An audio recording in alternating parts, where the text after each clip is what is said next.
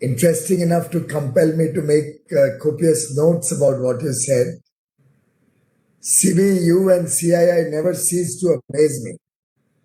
It's fabulous to see the speed with which you picked up on this idea, how quickly you were able to put your thoughts together along with your colleagues. And I'm really delighted today to launch India's Future Business Group initiative in this 125th year of CII. As the Prime Minister had once said, and I quote, "We have a million problems, but at the same time, we have a billion minds." And truly, in a way, what all the speakers today spoke about immense possibilities, immense capabilities, and India's strength to grab the future. And I have no doubt in my mind that this initiative holds huge potential going forward. The initial members that I saw represent the best of new businesses in India. And I would be delighted to have the Government of India, through the DPIIT, the Industry Ministry, partner with CII in this initiative to promote future businesses, get like-minded countries, possibly may not be all, but many of the like-minded G20 countries and their businesses onto this platform. The selection that Manoj just put out was a very good starting point.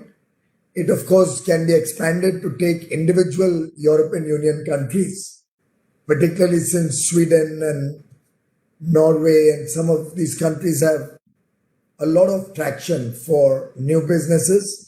We could possibly look at some emerging areas like possibly Canada would, of course, come in play. But we could even look at South Africa or Brazil, for instance, give it a more pan-world character.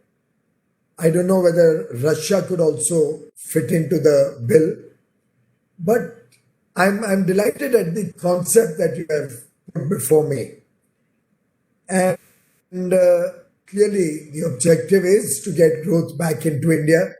8%, I have always believed, is a modest growth, and we can do it, we should do it, and we'll all have to work collectively to achieve that. It's unfortunate that certain global events in the last 2 or 3 years, and then by that I mean the trade wars and the disruption in global trade, and now the last few months of severe health crisis, the pandemic, has set us back from the aggressive growth plans that we had. But I, for one, believe that we will overcome this faster than anybody else, faster than anybody imagines. As Manoj rightly said, Atmanirbhar Bharat is only the beginning of India's self-realization of its own potential, to grow and to contribute to the global economy from a position of strength, from a position of a trusted partner in resilient global supply chains. I like the idea of hand-holding and doing skill development, looking at the processes, supporting both existing and future new businesses. And in that sense, I believe that one aspect we may also add amongst the various things that Manoj mentioned could be the funding of potential new businesses. Whether it is through government support, whether it's through banking, that is one aspect. But I think the biggest support that new businesses,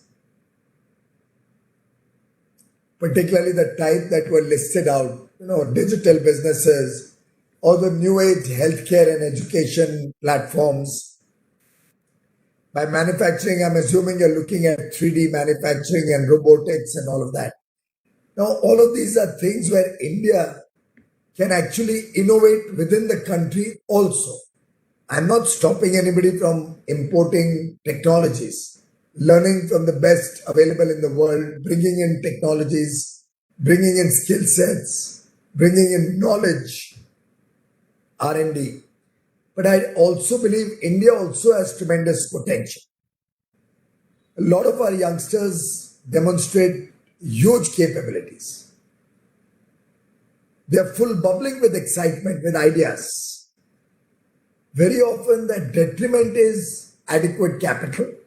Government has its own limitations both to understand new businesses, to provide adequate funding, and to really assess and analyze the potential of new businesses. Not something government can do really efficiently. May I make a proposition to your group to study and expand or build upon?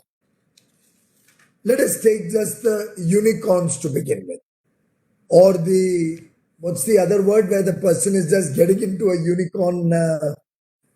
I'm forgetting what you call them. Sunicorn Piyushji. Unicorns, that's right. So can we get the unicorns and unicorns to forego, and I'm saying it without any great thought, but on an impulse. I'm suggesting it to all the young entrepreneurs who made it big.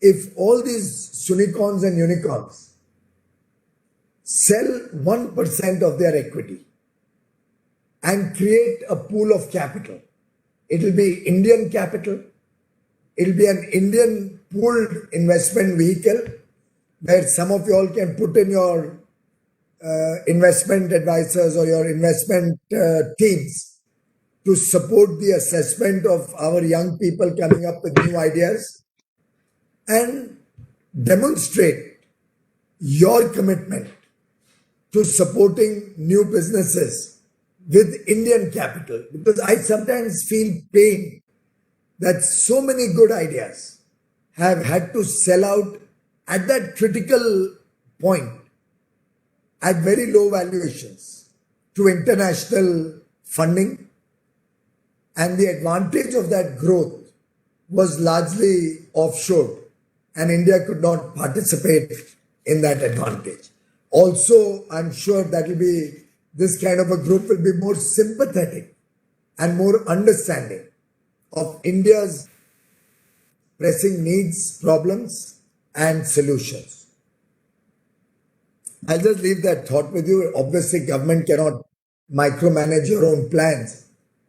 But I have always felt that Indian businesses should put in more equity into this space. And CII actually could play a leadership role and get all your members also to commit a certain pool of capital. For example, now your president and your next president both come from the finance world. Right? That's also reflective of the new age that we are all witnessing. And one, a traditional banker who's also introducing technology in a big way. One, a fintech person who has in a way demonstrated that while the world thinks, I don't want to be more explicit, I think Sanjeev understands what I'm trying to say. Let me leave it at that. But he has truly demonstrated the capabilities of the intelligent Indian entrepreneur and the ability to surpass traditional businesses, which at one point of time looked to be the gold mine rather than the new age businesses. And as you rightly said, Fortune 500 also is showing that big churn. But we see that churn across the world in every which way we can. I mean, Alphabet, Amazon, all the Apple, Microsoft, all of these big high-valued companies in the US, Ritesh's own company in India, all of these are reflective of the new age that is dawning upon the world very, very speedily. And I think our traditional businesses would do well to contribute to such a fund also. If all the members of CII, I mean, it's a small amount. For, let's say, for a $5 billion net worth person in CII, even if he puts in $100 million, he positively will make money out of it. But in the worst case, if not anything else, he will have the satisfaction, even if he doesn't make money out of it, that he contributed to giving a platform, an opportunity to thousands and thousands and thousands of youngsters to explore with new ideas, to come up with new solutions, to see how they could contribute to the growing India story. So just a thought I wanted to leave with you. I like the idea about capacity building also.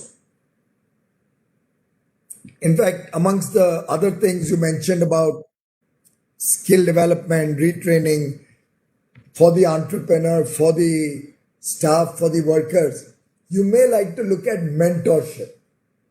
I believe, if I'm not mistaken, some of our very senior business leaders have gone into the mentorship mold.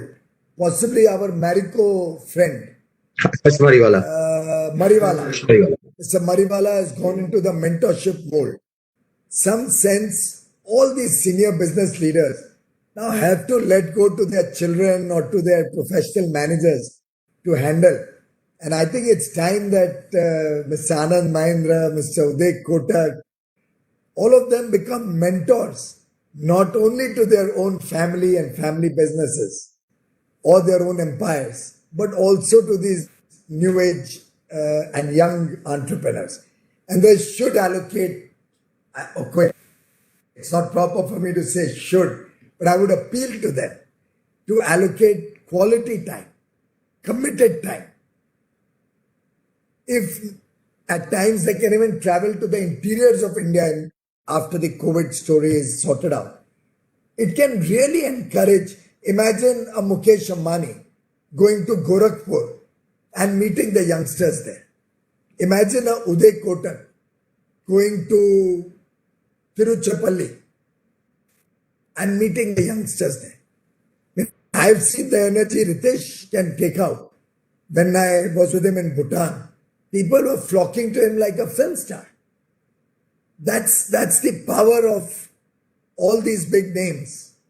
When they engage with the youth, when they talk to the next generation, it can be inspirational. It'll move people out of that, again, that old age thinking and that traditional government job mindset to start exploring the world. And some of the ideas that you all have come up with are truly revolutionary. I'm a big fan, for example, of the person who started that truck driver service, where he provides truck drivers every 300-400 kilometers, changing the driver and cleaner and helping them get back home to family, and a new team takes over. This is that company? Rivigo Piyush. That's right. Now, it's something which sounds so simple now. But when I first heard it, it was truly amazing. It was astounding to hear that somebody could have thought of that idea. I'm willing to offer the railways to the Future Business Group to begin with. Every aspect of railways is open to you transparently. Get all these 20-25 people, your initial members, together, and I will get the railways and each member to present a host of issues that we are struggling with. To begin with, maybe we open up a whole sector, drill it down to the minutest detail, and see if we can come up with solutions. Just one sector being analyzed, drilled down to its smallest detail, can have wonderful impact. And very often, since he's the Prime Minister of India and my leader, it may sound to you a little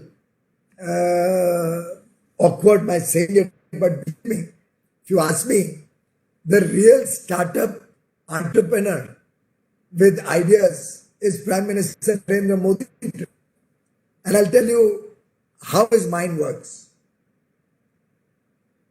Two instances of a call, a presentation 2 weeks ago. Two instances in one call. One, we are looking at increasing the speed of our trains to 160 kilometers per hour. So we'll necessarily need to fence both sides of the track. And it's a huge cost. So just doing a Mumbai-Delhi fencing, you're looking at 3,000-4,000 crores. Probably more than that. Plus, when government implements it, it's quite messy also. He said, why don't you bid out solar projects along your track? And they will have to maintain the solar assets. So they will necessarily have to build a wall. Possibly along both sides of the wall also they will set up solar panels. So nobody can break it easily. In any case, they'll provide security around the system. So your wall will be safe, solar panels will be safe, and a public-private partnership will help railway get electricity, clean energy for the next 25 years at today's 3-4 cent cost. We'll get a wall built, which they would otherwise have to build also wherever they set up the plant. Maybe the cost will be slightly more. We'll factor in, instead of 3 cents, I'll pay 4 cents for the power. But I'll get my wall. I'll get low cost power. Business investment will come into the system.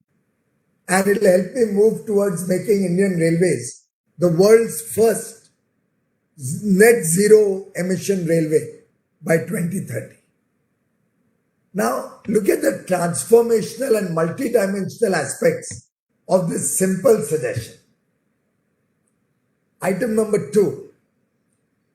We were sharing our huge ramp up of productivity in our coach making factories.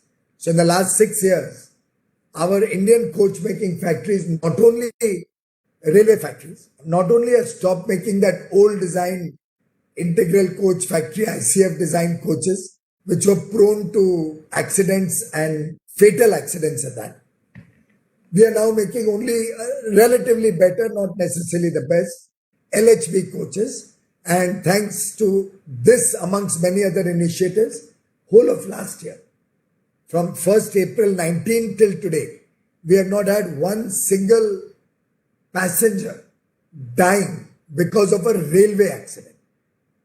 Passenger of the railway has not died because of a railway accident for the last now 17 months. Now, along with this, we have doubled the output of the same plants. We have only 3 plants. But the output is doubled in the last 6 years. Probably a little more than double. So I was sharing with him that 5 years down the road, I have no business. I would have met my whole demand. So I flagged it off and the presentation went on. After 20 minutes, he comes back to the original point which I had raised. And he says, just think, all over the world, trucks and trailers are two separate features. The truck hauls the trolley or the trailer, leaves it at its destination and is on to its next journey. So one truck can actually service 6 or 8 or 10 trolleys, and that much faster is the turnaround, that much lower is the investment. Loading, unloading time is separately taken care of. Driver, cleaner, the body truck, actual physical truck doesn't get stuck. Why don't you all start making the trailers? And why don't you talk to Road Ministry to change the laws around it? I'm delighted to share with you, the Road Ministry has changed the law to allow this now. And I'm already looking at whether I can make those trolleys or trailers and go into the new age of trucking, which the whole world is using. But somehow, sadly, we've remained in an old age. 2 examples in one presentation coming out of the Prime Minister. That is the huge potential India has, in my humble opinion. And I believe, and this was in a way an example of mentorship. That's where I think all of you senior new age business leaders can play, not only through talk series, but also through literally hand-holding and mentorship. I'm happy to accept your suggestion of a joint working group, and let's build up this story further.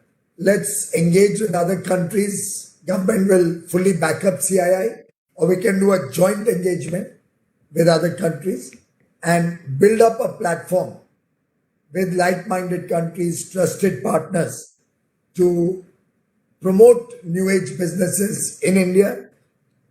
Clearly, as Sanjeev rightly said, it is the future belongs to the disruptors.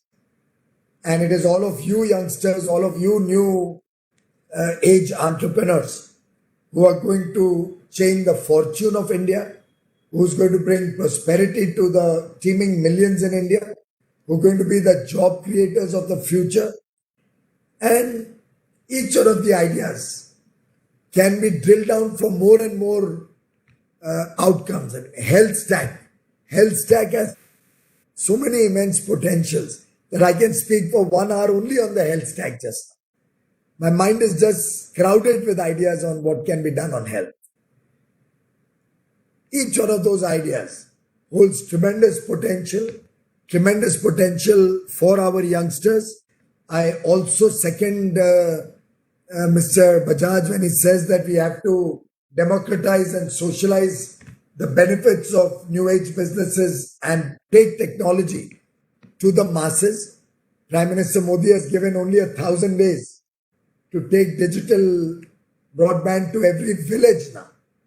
And I don't know if you recall, in 2015, he had similarly announced from the Red Fort electricity to every village in 1,000 days. It came as just a helicopter drop when he announced it on 15th August. And I remember I was vigorously clapping, and my wife sitting next to me tapped and said, "Hey, that target is for you. So you have to do it." And I suddenly realized that I'm happy to hear it, but huge trust that the Prime Minister has and the huge responsibility that he trusts encouraged the entire team. So much so that if I recall correctly, it was a Friday or Saturday, and our teams got tracking. And by Monday, we had the first cut plan ready of how we are going to take electricity to every village, without which we couldn't have taken it to every home. So I really am delighted at the business leaders of the new age coming together on this platform. I am confident that this initiative will resonate not only in India but in other parts of the world too. Let us all work together to truly make India the innovation hub. We've just had a small uptick, a 4-rank improvement from 52 to 48 in our India rankings in the Global Innovation Index, announced probably yesterday. We have a huge startup ecosystem in India, but it's more about recognizing our capabilities, about uplifting our entrepreneurs. It's more about our self-confidence that we can do it. Something which we demonstrated in the last 5 months, when not only did we become self-sufficient in ventilators, PPEs, masks, testing kits, testing laboratories, but we have now opened up for export all of these products. Similarly, I think these new age ideas will help us prepare India to contribute in a much bigger way to global supply chains. Let's go for it, friends. Let's work together. I have no doubt this spirit that you have in your team will encourage even government to proactively go forward with new ideas, new processes, new encouragement and hand-holding industry to make it easier and simpler to do business here. And together, no power on earth can stop us from succeeding. My best wishes to all of you. Thank you. Thank you, Piyush. We are really grateful for your inspiration, always, as always. And today, you made some special inspiration thoughts, not only about yourself, but also the Prime Minister. Thank you for that. We have, I think your time, we have to finish by 12:30, so we have 8 minutes. And we thought we will share some questions with you, which our members have. I'd like to start with the film star called Ritesh Agarwal. Ritesh? Thank you so much, Manoj, and thank you so much, Shri Piyush Goyal. I think every time we hear from you, we are energized a lot more to do more better as well as contribute more. I want you to know that the suggestion that you made on investments and supporting new entrepreneurs here in India, that is very well taken, and you will see more action on it from across our ecosystem. I think one of the question or rather request I had, and this is something I know you're personally very passionate about, is that recently there was a survey which showed that over 1/3 of the students coming out of universities in India consider their most preferred professional opportunity to become an entrepreneur. While there is a lot of work that has been done to promote entrepreneurship for people who begin after some jobs or businesses, how do we potentially bring the innovation and the aspiration of entrepreneurship to the grassroots level to colleges? How do you think the public-private partnership or CII and the DPIIT can work on this, Shri Piyush ji? That's the question I had. Manoj, you want to take 3-4 questions so I can respond together? Yeah, that's perfect. That's perfect. Next question is from Kunal Behel. Kunal? Hi, thank you, Mr. Kohli. Good afternoon, Honorable Minister. Always good to see you. I think a lot of the points you made resonated significantly. And the question I had or the comment I had is more around, I think one thing our industry needs or the future businesses of India need is a world-class ESOP regime. And whether that pertains to ESOP taxation, whether it pertains to granting of ESOPs to founders or promoters of companies who are still running these businesses, or it pertains to normalizing the tax rates across unlisted and listed equities. I think all of this will contribute towards, in the spirit of Atmanirbhar Bharat, attracting more and more domestic capital to these unlisted companies, which will be the future national champions of India in the listed space. It's a broader topic, I understand, but happy to engage with your ministry in more detail on this, but just wanted to flag this. Thank you, Kunal.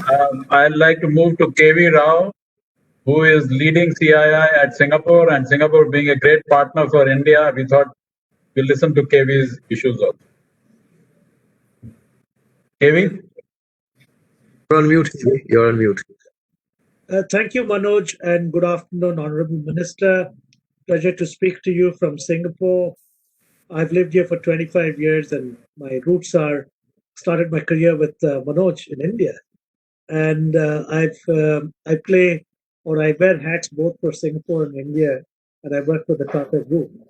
I just wanted to mention that the kind of depth of engagement, collaboration, and friendship that exists between Singapore and India sort of paves the way for some very interesting work in the Future Industries Group. Just as you mentioned, Singapore has just been through the Future of Economy Council here and the Emerging Stronger Task Force, which are precisely addressing the same area. And I think going forward, the real opportunities in a world which is transforming from traditional trade and services to more innovation and more intellectual capital and doing more disruptive work, there should be a greater scope for us to do together for India and from a Singapore point of view. And while we work with Manoj on this with the group and help both sides to come together and identify some clearly low-hanging fruits to work on this, because there is a huge convergence in terms of thinking. My request will be for you to share a little more about your views in the post-COVID world, which is a very different world that we are entering into. Where do we see industry transforming itself, both from India and Asia, so that we can make a living out of it for our own people? And what changes do you see are positive out of all this difficulty that we're going through? Thank you. Thank you, KV. And maybe we can take the fourth question and then request Piyush to respond. So Mohit Bhatnagar, who's the Managing Director of Sequoia. Mohit, please. Thank you. Thank you, Minister, for your comments as well. Inspiring and amazing to see how much you work so closely with the startup ecosystem. My question is the following. It's more a comment, and I know, again, this is something you care about. The government has plans to allow for our young startups to list overseas on exchanges. And that's going to be amazing because our startups will now have access to capital pools that they did not have before. And more importantly, they'll have the same ability as startups from all over the world to dip into these pools and fight globally, so that now we'll have not just national champions, but champions. The way the plans have been laid out, sir, is it requires for a dual listing where, along with listing in overseas exchanges, you have to also list either concurrently or right after on the Indian exchanges. We request that this be looked into because this might just make it a non-starter, given that the valuations of companies, the tech-enabled startup ecosystem in, for example, the US exchanges, the understanding of SaaS businesses and how you might not be as profitable in the early years before you, as you're building these companies, is very different for the Indian exchanges and the foreign exchanges. So we request for it not to be mandatory, but considered to be voluntary by companies to dual list in India while they also enjoy foreign listing. Thank you, Mohit. Can I request Piyush to share his thoughts, please?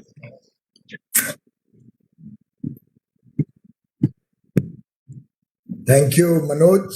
Thank you, all my friends, for your questions and suggestions.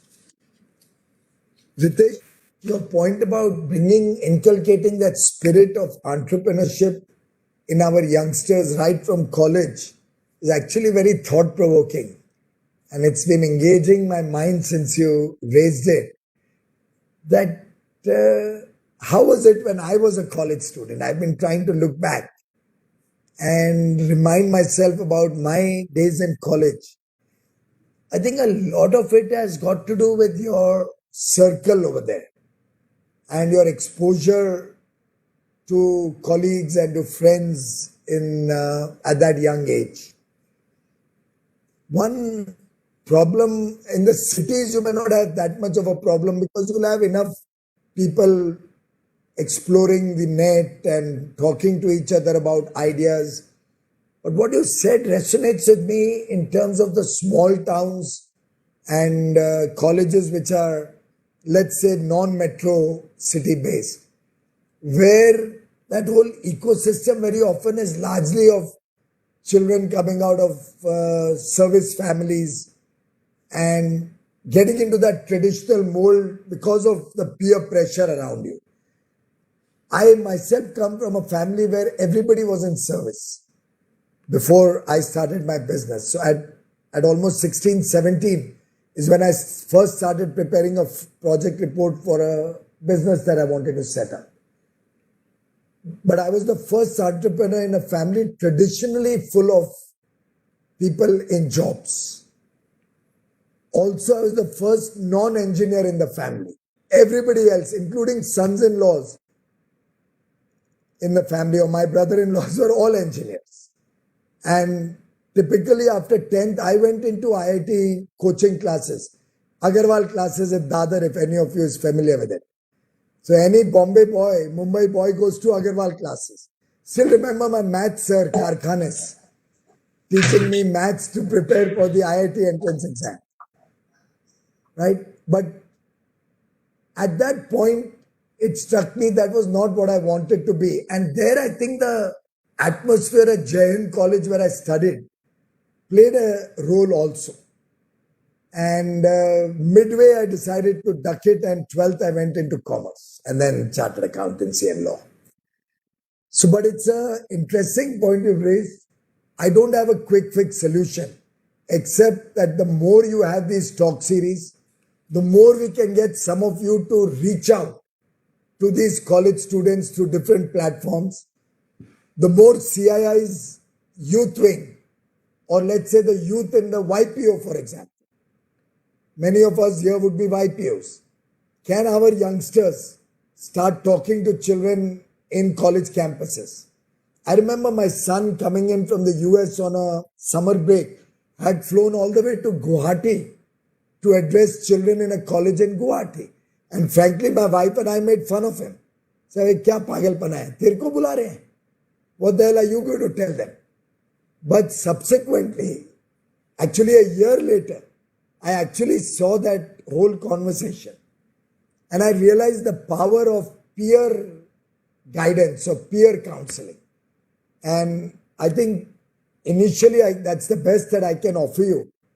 Maybe we can have entrepreneurship or some kind of courses also around new age businesses being taught in colleges, maybe more vocational training, or maybe an assessment process to see what really is the young person's mind all about at that young age. But something I will also apply my mind. I appeal to all of you, Manoj, Mr. Rao, all of you all also, CB, you all also apply your mind. And possibly Mr. Bhatnagar, having been in Sequoia and seen a lot of startups, could also guide us on what is it that drives them at the cusp. What was that turning point in a person's life when he moved into entrepreneurship? What made Bill Gates or Mark Zuckerberg drop out of Harvard and become entrepreneurs? What was that clincher, if I may say? But it'll need more thinking. I'm not an expert at this subject, not an educationist by any stretch of imagination, but it's thought-provoking, I must say. Kunal, I grant you your point. Fortunately, at least something happened. It was not the entire wish list. Actually, I had talked to the Honorable Finance Minister. There seems to be some misunderstanding created somewhere along the line. She had engaged with the startup ecosystem and believed that what was asked for was being done in the taxation space, but subsequently some issues were brought to her notice and to all of us. Let's once again try when the budget comes up next year. So maybe in October, November, our startup division in DPIIT will engage with all of you all, come up with a holistic paper, and we'll push it and see what we can do this time around in the budget to sort out these issues about making it an easier regime, particularly the difference between listed and unlisted. Only problem, which I hope you can come up with some suggestions, is the overhang in the tax system and tax authorities of the Hawala type transactions that used to happen in the past. Maybe Kunal or Ritesh may not be familiar with it, but Mr. Rao or Manoj certainly would know what was happening in the past. CB will know very well because half his members would be a part of that. So, beneficiaries of that system in the past. But there was no choice. That was the past, how the past was. So what could anybody do? So I think that overhang still is there. While in a large measure, the Modi government has been successful and putting an end to all of those malpractices of the past, those shell companies. We delisted over 300,000 shell companies. But that we'll have to find a way to ensure that that doesn't again rear its head in the garb of startup or any of these systems. That's where the valuation in a listed company is well defined. In an unlisted company is always with quite a lot of question marks. As I understand, this will not be a perfect analysis, but I know that this overhang exists. Mr. Rao, industry can contribute in a big way. Since you yourself are involved in the Future of Economy Council, I think your learnings, your experiences in Singapore, how Singapore has really become one of the easiest place to do business in, how has it become a innovation hub, all of these are ideas which you can share with us, help us learn some new ideas and unlearn some of our old baggage. So I think there's a huge role all of you friends overseas can play, industry stalwarts can play, particularly because you've seen both sides. You've seen the age-old businesses, you've seen the problems of India in depth, you've in fact been managing them all your life, and now you are engaged in the new age businesses and understand the demands of the new age business. So I think with your exposure to all aspects, past, present, and the future potential, you can play a huge role in contributing to any such effort that CII and the government will initiate starting today. Mohit, it's a fair point. Dual listing will bring us back to where we are now. At best, it will only reverse. Right now, we do an Indian listing and then an overseas listing is allowed. Or is that not allowed at all? I don't know. I'm not a practicing chartered accountant anymore. Sir, the cabinet has the GDRs and all of that. The cabinet has decided in favor of international listing, direct international listing of Indian digital companies, etc. But now the detailed rules are being finalized, which is not happened yet. And Mohit is referring to the rules, draft rules, where dual listing is becoming mandatory. And you are absolutely right that it may not be right for our future. Yeah, I agree with you because Indian markets will not be able to really value and understand. We are still in a very traditional valuation mold here, and we may not be able to easily understand the true value of digital technologies, particularly the new age businesses with long-term future potential. So an Alphabet or an Apple in India positively couldn't get that kind of a value. Whereas a Saudi Arabian Aramco could get that value, which it may not get in the US stock exchanges. So fair point. Yeah. I'll take it up and let's see. I'll put in my best foot forward to try and resolve this. Thank you, Minister. But I can only say that I'll try because I don't know exactly what is the thinking behind it. I'll try to make some inquiries and find out. But I do grant that listing overseas for these new age businesses is in our best interest, unless they have something else that concerns them, offshoring of Indian equity or offshoring of Indian capital. I'll have to just understand the other side of the story. But let me make an effort. So we will come back to you with some details. We have a meeting with Ministry of Finance today afternoon on this matter. We'll come back. Let me know after that on the phone or by a note. Perfect, sir. But lovely engagement. Thank you. They were very good questions. And congratulations to all of you on this new initiative. Thank you, sir. CB, you would like to come in? No, just wanted to thank the Honorable Minister, and we really look forward to closely working with you to take forward this vision that you have set for the group today. And I strongly believe, and we all of us strongly believe, that this shall go a long way in charting the path to Atmanirbhar Bharat through future businesses. Thank you very much, Honorable Minister, for the new ideas. A lot of agenda that you have and a lot of work you have actually given us for the group. We will take it forward. We would only request that at some periodicity of your convenience, at least once a quarter type of a engagement, if we can have with you, it will be of a great value to us. And if you appoint someone from the DPIIT with whom we can work closely with to take that joint group which you are open towards, to take that forward. But really sincerely appreciate and value your time. Yes, sir. Sorry, Please. CB, one small thing. जब मांगो ना तो दिल खोल के मांगना चाहिए. छोटा मोटा मांगोगे तो छोटा मोटा ही मिलता है. Like I have asked you for certain outcomes, Yes. and Ritesh was gracious enough to say that you all will have a consideration. You prepare the outcomes quickly enough. I'm Yes. happy to do an engagement in 1 month's time. Why Oh, not say fantastic. once a quarter? No, we'll get back to you. We'll get back to The you. faster you come up with some outcomes, the more often I'm happy to engage with you. No, absolutely. Thank you very much. Thank you so much. Thank you, please. Thank you. Bye-bye. Bye. Thank you. Bye.